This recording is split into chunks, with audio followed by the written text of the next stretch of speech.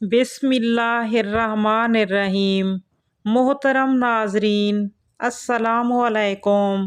ایک روز ایک جوان حضرت داؤد علیہ السلام کے پاس آیا۔ فرشتہ موت حضرت اسرائیل علیہ السلام وہاں پر موجود تھے۔ انہوں نے حضرت داؤد علیہ السلام کو بتایا کہ یہ جوان 7 دن کے بعد مر جائے گا اور 7 دن بعد میں اس کی روح قبض کر لوں گا۔ وہ جوان اس مجلس سے اٹھ کر باہر گیا۔ راستے میں ایک فقیر اس کے پاس آیا اور مدد کی درخواست کی۔ اس جوان نے اس فقیر کی مدد کر دی، کچھ پیسے صدقہ میں دے دیے۔ 7واں دن جب آیا تو وہ جوان حضرت داؤد علیہ السلام کے پاس آیا۔ حضرت داؤد علیہ السلام حیرت سے حضرت اسرائیل علیہ السلام سے پوچھا کہ کیا تم نے نہیں کہا تھا کہ 7 دن کے بعد یہ جوان مر جائے گا؟ اسرائیل علیہ السلام نے کہا، بالکل ایسا ہی ہے، لیکن اس نے فقیر کی مدد کی اور اسے صدقہ دیا تھا، جس کی وجہ سے اللہ تعالیٰ نے اس کی عمر میں 70 سال کا اضافہ کر دیا ہے۔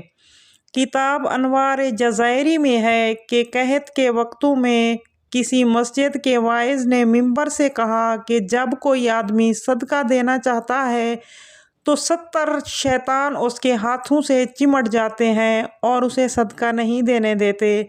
ایک مومن نے منبر سے جب یہ بات سنی تو اسے بڑا تعجب ہوا اور اپنے دوستوں سے کہنے لگا، صدقہ دینے میں ایسی تو کوئی بات نہیں ہوتی، میرے پاس کچھ گندم ہے، میں جاتا ہوں اور مستحقین کے لیے مسجد لے آتا ہوں۔ یہ کہہ کر وہ اپنی جگہ سے اٹھا اور گھر پہنچا۔ اس کی بیوی اپنے شوہر کے ارادے سے آگاہ ہوئی تو اسے برا بھلا کہنے لگی، یہاں تک کہ دھمکی آمیز لہجے میں بولی کہ تمہیں اس قحط کے زمانے میں اپنے بیوی بچوں کا کوئی خیال نہیں ہے؟ ہو سکتا ہے کہ قحط سالی کا یہ سلسلہ طویل ہو جائے اور اس وقت ہم لوگ بھوک سے مر جائیں۔ اس کے علاوہ بھی اس نے اپنے شوہر کو بہت باتیں سنائیں۔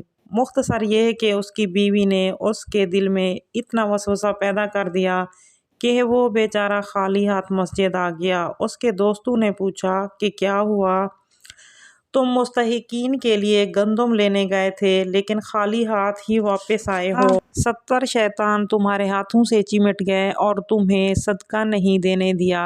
اس شخص نے کہا، میں نے شیطانوں کو تو نہیں دیکھا، البتہ شیطانوں کی ماں کو دیکھا ہے جو کہ ایسا نہیں کرنے دیتی۔